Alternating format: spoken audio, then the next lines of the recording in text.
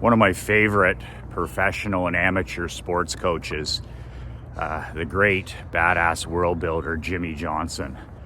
Yes, Jimmy Johnson on Sunday Fox Football.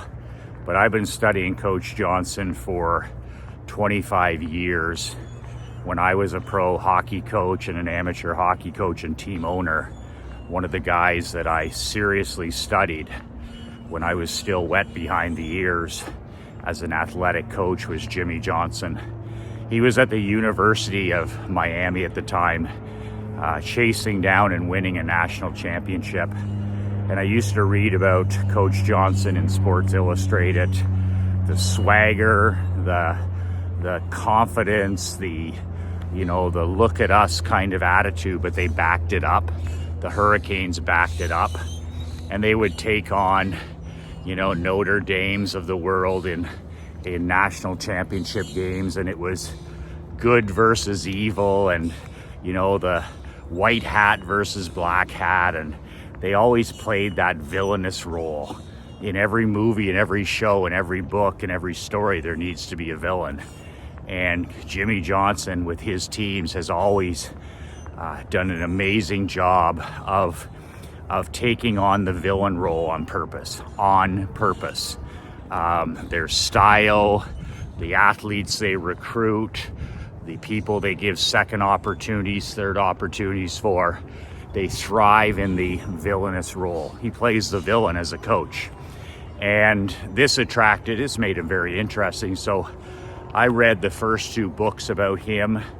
My favorite was Turning It Around. It was a book of him and when Jerry Jones bought the Dallas Cowboys, and they got rid of Coach Tom Landry, who was an absolute legend in the state of Texas, and they started fresh with Jerry.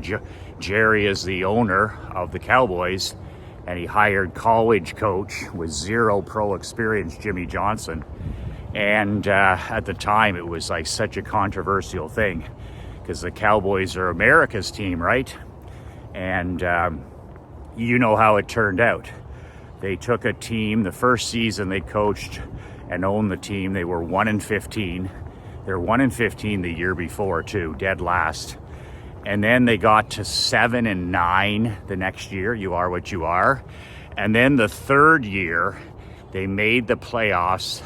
They got to over 500, and their fourth year, they won the Super Bowl. And then their fifth year, they won their second Super Bowl. So Coach Johnson has a national championship with the Hurricanes in Miami, and he had two Dallas Cowboys Super Bowl championships back to back with Troy Aikman and Emmitt Smith and Harper and Haley and Michael Irvin, all the boys, cleaners. And he drafted that team. He traded Herschel Walker to build that team. When they were during their 1-15 season, his first in Dallas, he was out for a run with his assistant coaches at noon, something he always did. And he was talking to his coaches and coordinators, and he said, they're literally sick to their stomach every day with this losing. Jimmy Johnson hadn't lost 2 or 3 games in the previous 5 years in college, and here he is losing every Sunday in the NFL. It's interesting. He said when he went to his first mini camp, he said he had coached in Miami the year before. He said my Miami Hurricanes team could have beat the first training camp team he inherited in Dallas. Think about that, a college Division I football program, in his professional opinion, better than this dead last place Cowboys team. Faster, smarter, harder working, everything.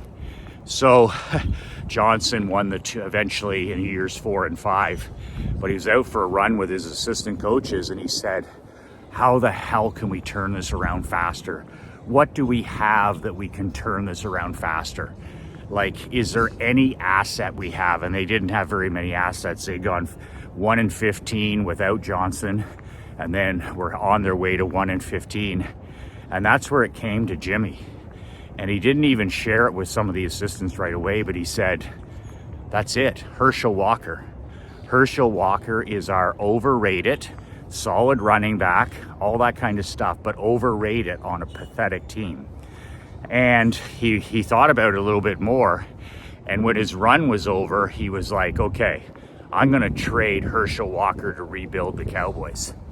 And Herschel was an incredible teammate, a solid leader. He was a one-dimensional back. So he was one of those athletes, one of those prized athletes, prized assets that sometimes is a little overpriced. So Jimmy made some calls to a few teams and said, listen, I'm going to trade Herschel Walker today. Here's exactly what it'll take. And I'm going to do it today at 6:30 p.m. after practice. If I don't hear back from you, then the deal will be done. Well, when somebody calls and said they're about to trade Heisman winner, you know, one of the greatest athletes in the NFL, then that's certainly going to pique a lot of teams' interest. So he put that out there, and then he went to work at practice. And he listed the demands with every team. I think he faxed them exactly what it would take. This draft pick, this draft pick, this draft pick, this player, this player, this player. If you're interested, great. No, zero neediness, right? Zero neediness. If you're not, he'll be gone by 6:30. So that he used the power of scarcity, time scarcity. That's a big thing in marketing, right? If you want people to buy your book, if you want them to call for a quote, if you want them to buy your flooring, whatever they want to do, okay, in your business, everything needs scarcity. Limit it. Okay, there's only 500 t-shirts left. Oh, I'm only doing this for 500 dinners, or it's by January 15th, this has to be done. So time scarcity is a huge part of getting people to do things. So Jimmy did that with this fax he sent out to different teams. So he gets off the practice field at 4:30 that day, and of course there's lots of calls to return, right? He's playing zero neediness, right? He doesn't need this deal. It's going to get done one way or another. Some of the teams weren't interested, couldn't do the deal. Chicago comes to mind. But one team, Minnesota Vikings, were just so into making this deal a reality. Needy to the point of putting on the knee pads, right? So Jimmy gets on the phone. He says, listen, he says, this is what it's going to take specifically. Boom, boom, boom, boom, boom. And they hammer out a deal for Herschel Walker. That day, that night, he goes, he talks to Jerry Jones, he gets it approved, and the deal is done. Then they got to go to the league and the whole deal. And as you may or may not know, that trade, he called it, Jimmy Swagger, he called it the train robbery of the century. He called it the train robbery of the century before it even happened.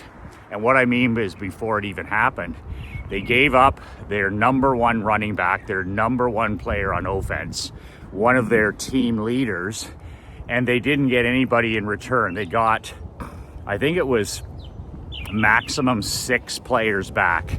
And Jimmy said players that with bad knees and bad attitudes. Bad knees and bad attitudes from the Vikings.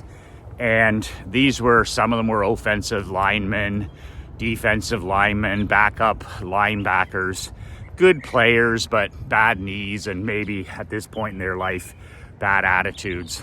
But here's what he got. He got 6 to 10 picks, 6 to 10 draft picks for Herschel, depending upon, you know, whether he kept these players, right? So here's the thing. Jimmy had no intention of ever keeping any of the players the Vikings gave him. So after the first season, he had to tell the league and the Vikings, okay, what players are you keeping? And if you're cutting any of these players, then you'll get a draft pick. Well, here's the thing, and the reason it was the robbery of the century, Jimmy didn't have interest in keeping any of the Minnesota players that had come his way. After a season, he was willing to cut 100% of them, which means he would get every draft pick in the trade agreement. And I forget how many draft picks it was. I mean, there was firsts, there was seconds, there was 6th round, there was 10th round. Just a treasure trough of opportunities. And like Jimmy said, now the work was to pick the right players. Anybody can have picks, it's picking the right players. But he had his guys on the road 24/7, 365. They knew who they were picking. So he went to work with those draft picks, picking people like, they got Troy the year before by finishing, 1-15 under Landry. And they picked Troy Aikman as the leader, as the king of their soon-to-be Super Bowl dynasty. But then they used these picks to get guys like Michael Irvin, like Emmitt Smith, Hall of Fame running back. I think they got Harper. I think they got Haley out of this. Newton. I mean, the names don't matter. They were all Pro Bowl. Most of them turned into Pro Bowl players. Most of them turned into Hall of Fame careers. And all of them turned into back-to-back Super Bowl champions. So it was just the ultimate train robbery. And Minnesota, looking back, of course, they were pissed at it, right? They're like, what the hell? They ended up getting Herschel Walker, and he was okay, but he didn't stay in Minnesota that long. And it's like when I've made trades like that, when you get the star player and you get them out on the practice field and you're like, good, but not great. So that's how Jimmy Johnson basically leapt years. He literally took years out of the painful process of rebuilding from the outhouse to the penthouse with the Herschel Walker trade. And for him to do that, good morning, for him to do that, he had to apply what he calls, and I agree, that brass balls. There's not any NFL coaches, very few, maybe Belichick and a handful of others, who would have had the balls to make that trade with so much controversy. The fans in Dallas at the time, they didn't want Jimmy there. They didn't want Jerry there. The team was on its way to 1-15 in their first season. And they trade the All-American Herschel Walker. That, my friend, takes brass balls. That takes brass balls, and they did it. And it worked out by them picking the right players. So the book I'm reading is called Swagger. It's Jimmy's memoir, and I picked it up at Barnes & Noble a month ago, and I've read it cover to cover. I love it. It's different than his other 2 books that were written by Sports Illustrated authors, writers, but this has been great. Swagger, it's called. If you're interested in a casual read, it's about coaching. And just remember, I tell my champions this, you're a coach. If you have employees, you're a coach. If you are married, you're a coach. If you have children and grandchildren, you're a coach. If you're a community service person, a volunteer, you're working with Rotary or the Lions Club or Junior Achievement or children's literacy, whatever it is, you're a coach. And I've always viewed myself as a coach. It came naturally to me because I was an athletic coach. But you have to remember that you're a business coach or a community service coach or a child, coach, is that these are very valuable books and trainings because it's all about the psychology. How does Jimmy Johnson, how does he work with the players? What's his mindset? How does he recruit? How does he deal with a problem? How does he motivate? How does he inspire? How does he organize? And even though you're not coaching athletics, you're a coach. And that's a mindset that world builders need to have. I have guys that have, 23 employees. I have guys that have 15 employees. I have men that have 5 employees. And I'm like, hey, you're a coach. What you get out of those people, how you inspire, motivate, manage those people is the difference between winning and losing. So you need to be studying the great coaches, whether it's John Wooden, whether it's Jimmy Johnson, whether it's the great baseball coaches, basketball coaches, football coaches, hockey coaches. I've studied them all and taken bits and pieces from all of them because I considered myself a coach long after I left professional hockey coaching. You know, I had 23 staff at McLean Insurance. That's 23 people plus a COO that I'm responsible for coaching. Same with my barber shop. I had 4 barbers I'm responsible for coaching. You know, with this consulting, Badass Brotherhood Consulting, I mean, Leanne and Mark and myself, my responsibility is to constantly be pushing them to grow, constantly pushing them out of their comfort zone. My job is to coach them. And it's the same with my daughter, Emery. I look at myself as her friend and coach, as her ally and coach. I'm her ally and coach. I'm always coaching her about entrepreneurship. I'm coaching her about math. I'm coaching her about history. I'm coaching her about tennis. I'm coaching her about skating. We just got our rollerblades FedExed here yesterday, brand new rollerblades, not roller skates, rollerblades, for my daughter and myself. These are the ones Connor McDavid uses in the off season. They're the best. They're a leather boot. And for me, like with these wonderful streets that I'm walking on down here, I used to do a ton of rollerblading. So we got the rollerblades yesterday. Thank you to Mark Andre for FedExing them. FedEx, of course, took them. Good morning. FedEx took them to my neighbor, of course. You know, why drop them off at the correct address, right? When you can drop them off somewhere different. So we found the rollerblades, the inline skates yesterday, and we put them on and we're ready to use them tonight. So my daughter will use those walking Clifford. We'll go for skates every night. It's just so much fun, except if you fall on the pavement, then sometimes that's not fun.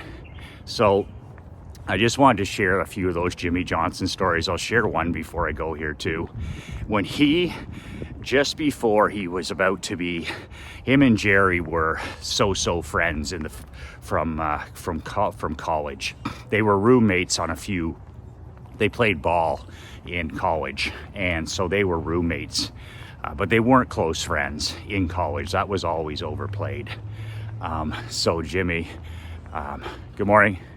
So Jimmy said, you know, he knew Jerry was going to buy the Cowboys, and him and Jimmy, they took a tour of the facility with the then owner of the Cowboys, and they were out at the practice facility in Dallas. And Jimmy coming from it, this is like Nick Saban going to some of these NFL teams. This would be like Nick Saban going to, you know, the bottom of the barrel NFL teams. And Jimmy Johnson just looked at the facility and he was like, holy fuck, you know, no wonder you guys are the bottom of the barrel. Their practice facility, first of all, was empty. This was during the off season. And Jimmy asked the general manager who was there, the owner, he says, where are all the players? It's the off season. He said, you know, in Miami, we had mandatory off season weight training. He's like, we don't do that. We don't do that. Coach Landry doesn't make the players train here. They just do it on their own in the off season. You imagine Belichick? Could you imagine Vince Lombardi? Yeah, just do it on your own in the off season. So, and the facility itself, outdated. Like, you know, where's the video cameras? Where's the video screens? Where's the technology? Where's the ice baths? Where's the hot and cold baths? Where's the sunshine? Where's the two practice? Oh, just on and on. So the first thing, of course, they did is they changed the environment, right? It's just a message that willpower is for chumps, environment's for champions. What's the very first thing I did when I bought my Perth Blue Wings? They were in 22nd place when I bought the franchise, 22nd place out of 22 teams. So they were the Dallas Cowboys, dead arse last. What's the very first thing when I took over the team? I built a $500,000 locker room for the players. I saw where they were dressing and stuff. I'm like, no wonder you're the worst. No wonder you're the worst. So I just closed that off, and that summer I built a $500,000 state-of-the-art NHL locker room. What did I focus on? Environment. It's the same way as upgrading your vehicle or your home office, or your office. What does your office look like? So he made it into something world-class. Saban does that. Belichick does that. All the greats do that. Coach K does that. Environment is for champions.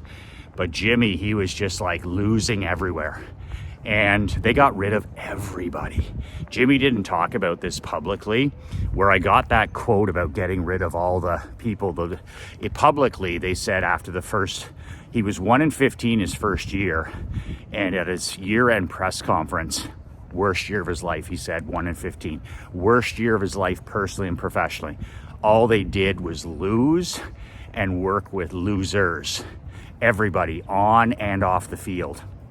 So him and Jerry got through it. And at his final press conference of that first season, he kind of let it slip.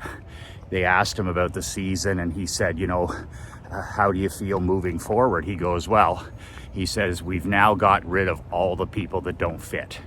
They traded, they cut, they changed the trainers, they change how the first year he had all these tomato can coordinators, right? Assistant coaches he had inherited from Tom Landry. They were admittedly they're Landry's guys. And Jimmy, he didn't have his crew for the first time. He didn't have his coordinators, his offensive guy, his defensive guy, his specialty teams guy, his quarterback coach. All of that changed in year 2, where he brought in all of his crew from Miami. Now they were in business. That first year, he had sabotage at every corner. He had coaches that were working for him as coordinators who had interviewed for the job to replace Landry. They'd interviewed for the job, so they thought, who's this college guy that got the job? It should be my job. I put in my time. So that's understandable at some level, but then they don't go all in, right? They sabotage the entire thing. So that's why Jimmy said it was the hardest and longest year of his life. So at the year-end press conference, he said, he says, we now know who doesn't belong on the bus. He says, we've removed the people that don't belong. And it was Dan Kennedy that told me privately that Jimmy Johnson, he was speaking on the Success Tour in front of 30,000 people at a stadium in Dallas. I think it's where the hockey team plays. That doesn't matter. But he was talking to Jimmy Johnson in the green room. The green room is where the speakers relax before they go on stage. And Dan used to speak 200 times a year on the road. And one of the several times, Jimmy Johnson was one of the celebrity speakers. This is going back into the late,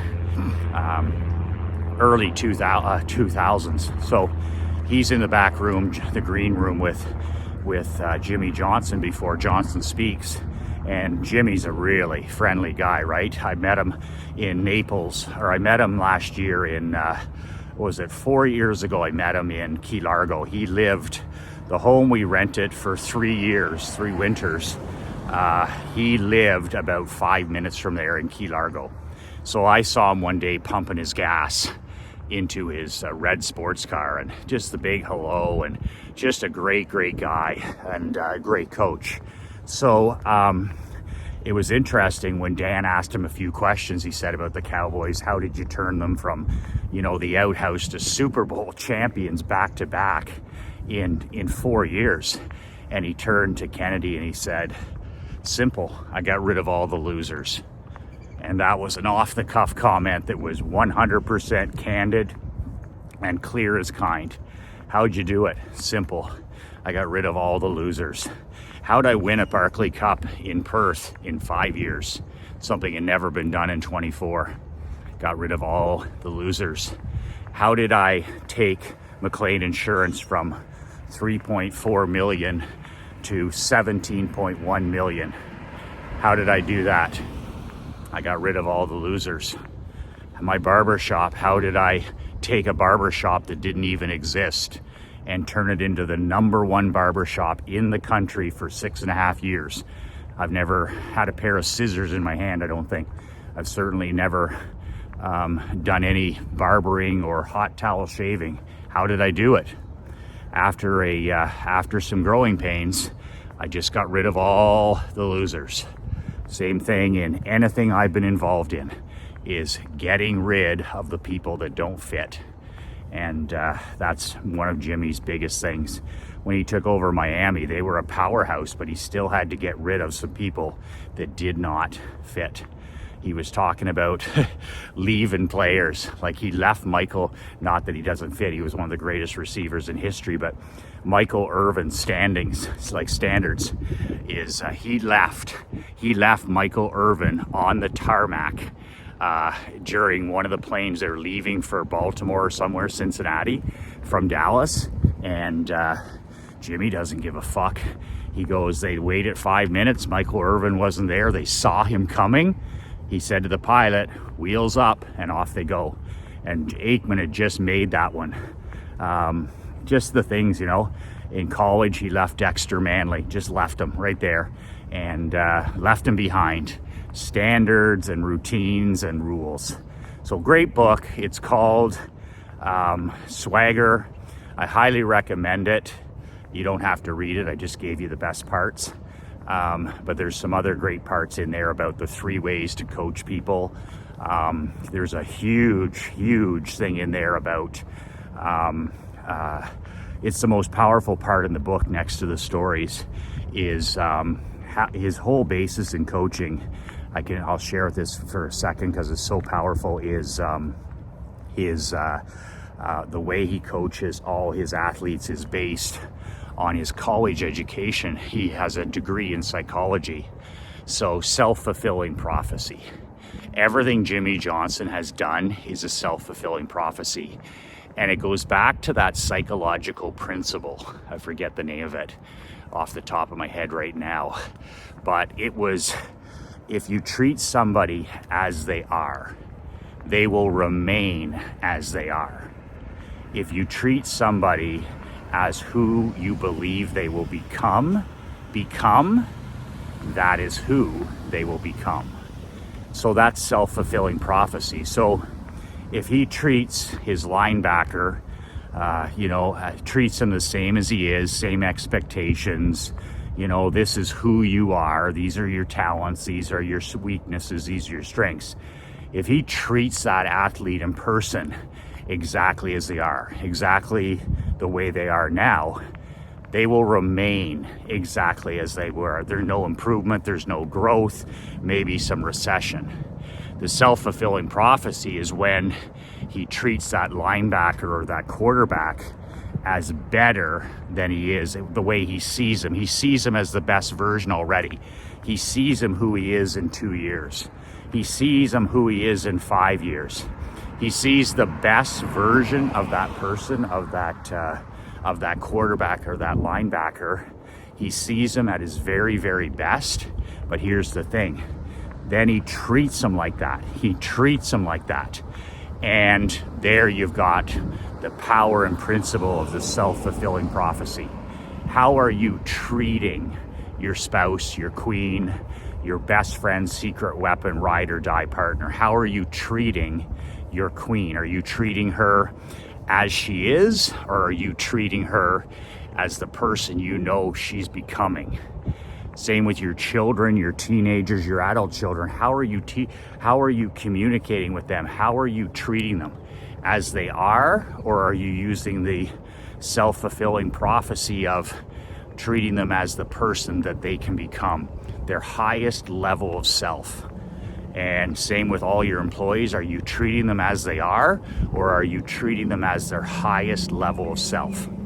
And it just goes on through all the people in your world. It's no wonder Jimmy Johnson just went around from the receptionist to the janitors to the offensive coordinators, defensive coordinators, unpaid assistants, did not matter. Good morning. And he always reminded himself of that powerful principle of treat people as they are and they will remain as they are. Treat people as the best version, their greatest potential of becoming, and they will become that. So standards, expecting, demanding, treating everybody with class and respect, demanding, raising your standards. That's what coaching and teaching is all about. If you want any more of this information, if you like the message here and you can stomach the messenger, Yours Relentless, you can sign up below. There's my book, nobullbook.com, my newsletter at badassletter.com, and of course, my world building mastermind, badassworldbuilders.com. All those links are below this video. All those links are below this video. If you're interested, sign up. If you're not, I do not care. You need to be part of a mastermind. I don't care if it's my mastermind or somebody else's, but you do need a mastermind. So just heading by pickleball morning. So Tuesdays and Thursdays, Krista's going to be playing here on this morning. It starts early, and on Tuesdays and Thursdays, they have pickleball here, games. So Krista's going to come up, and I'm going to play on the evenings, Tuesdays and Thursday evenings. I've got my daughter playing a little bit of pickleball as well. Any racket sport, right? Ping pong, tennis, squash, pickleball, hand-eye coordination. And it's so popular. Look at those beautiful courts sitting empty. Got 4 clay courts here that are sitting empty most of the time. Those pickleball courts, they are packed all of the time. All the time. Walking around here, up here at the private club, I feel like I'm walking around the new Dallas Cowboys facility. Like, everything here is 5-star, and you think, what does that do for your mentality? What does that do for everything? It's just mindset, you know, environment, environment. It makes you feel like walking. It makes you feel like reading. It makes you feel like going to the gym. It makes you feel like, you know, working to improve yourself. Environment, environment, environment. That's it for today. 2 words that changed my life. 2 words that'll change yours. Be relentless.